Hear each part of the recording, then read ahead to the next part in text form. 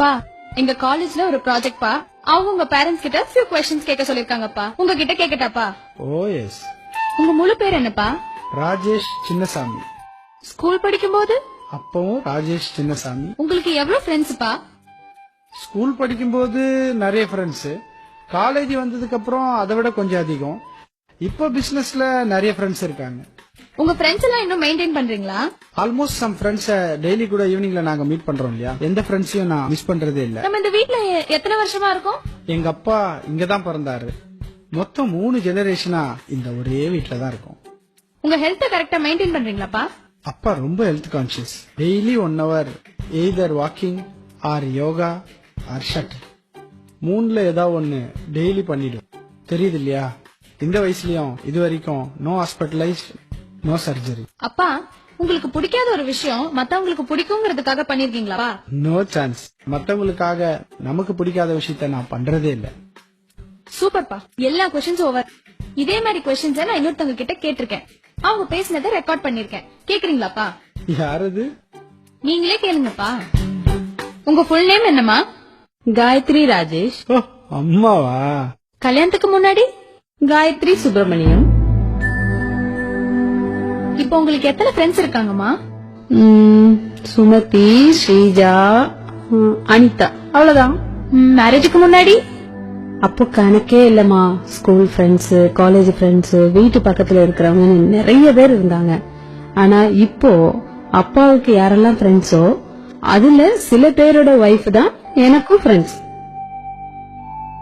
உங்க ஹெல்த் கரெக்டா maintain பண்றீங்களாமா? Time இருந்தா பண்ணலாம். காலையில ஒன்னு காலேஜுக்கு அனுப்பணும், தம்பிய ஸ்கூலுக்கு அனுப்பணும், அப்பாவா ஆபீஸ்க்கு அனுப்பணும், அதுக்கப்புறம் வீட்டு வேலை இதெல்லாம் இருக்குல்ல. அப்போ ஒர்க் அவுட் இல்லனா ஹெல்த்தியா இருக்க முடியுமாமா? அதனாலதான்மா நீ சிசரின், தம்பியும் சிசரின், 2 ஆபரேஷன். இந்த வீட்ல எவ்வளவு நாளா இருக்கீங்கம்மா? உங்க அப்பாவை கல்யாணம் பண்ணதுல இருந்து 20 வருஷமா. அதுக்கு முன்னாடிமா? அப்பவும் 20 வருஷம் தான் எங்க அப்பா அம்மா வீட்ல. மா அப்ப நீ தாத்தா பாட்டிய மிஸ் பண்றியாமா? உங்களுக்கு பிடிக்காத விஷயத்த யாருக்காகவாவது பிடிச்சு செஞ்சிருக்கீங்களாமா? மேரேஜுக்கு முன்னாடி நான் வெஜிடேரியன்.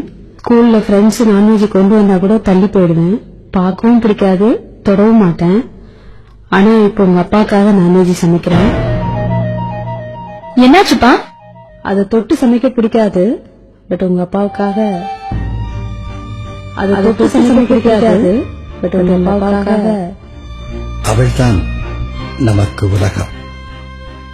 அவளோ தன் தாய் வீட்டின் கதவு தட்டும் ஓசையை கூட பள்ளி சத்தத்தில் தான் உணர்கிறாள். அவள் வாழ்ந்த வீட்டுக்கும் வாழ்க்கைப்பட்ட வீட்டுக்கும் இடையில் மழை, வெயில், காற்று, வானம், பூமி, பறவை, கனவுகள், தோழிகள், குலதெய்வமும் கூட மாறித்தான் போய்விட்டன.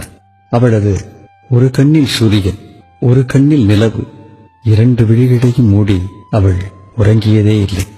அவளது ஒரு மார்பில் தாய்ப்பால், ஒரு மார்பில் காமத்துப்பால், 2க்கும் இடையில் அவள் இதயம் அவளுக்காக துடித்ததே இல்லை. அவளது பெயரில் பாதி இப்போது கணவனுடையது. அவளது உயிரில் பாதி இப்போது குழந்தைகளுடையது.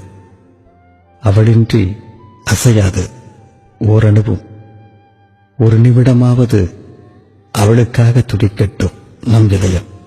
தாயாக, துணைவியாக, மகளாக, சகோதரியாக, தோழியாக இல்லங்கள் தோறும் வாழ்வை இனிமை செய்யும் மங்கையர் அனைவருக்கும் மகளிர் தின நல்வாழ்த்துக்கள்.